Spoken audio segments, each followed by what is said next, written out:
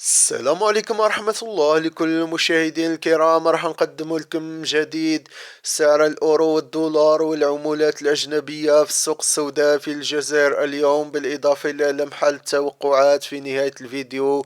ونبدأ بسعر اليورو اليوم في الجزائر 29 ديسمبر 2023 بالجزائر العاصمة سوق سكوار، ومن بعدها في قسنطينة وبقية الولايات السوق الموازي. ادعمونا بلايك واشتراك حتى يوصلكم كل جديد. اللي عنده اعلان بيع او شراء او يعرف السعر في ولايته يكتب لنا في التعليقات ويذكر الولاية حتى يستفيد الجميع من كل الولايات، وراهو مشكور. نبداو بسعر اليورو اليوم في الجزائر سكوار بالجزائر العاصمة دا 100 أورو 2,355، أو كاين اليوم الأكثرية يشريوها 2,350، ويوصل ل2,360 للمبالغ الكبيرة أكثر من 5,000 أورو. أما البيع يبيع لك ب2,380. أما في قسنطينة وبقية الولايات كاين بعض التغير، راح نخبركم بالأسعار في نهاية الفيديو مع لمحة التوقعات. تابعونا الأخير ودعمونا بلايك.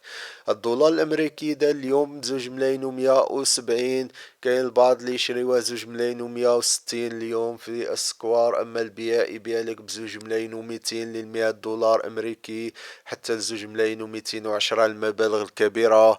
أما البوندا الجنيه الاسترليني البريطاني دار 2,700 حتى 2,710 آلاف للمبالغ الكبيرة 5,000 باوند فما فوق. بالنسبة للبيع يبيع لك ب2,740 ل100 باوند. الدولار الكندي مستقر عند 1,560، أما البيع يبيع لك 1,580.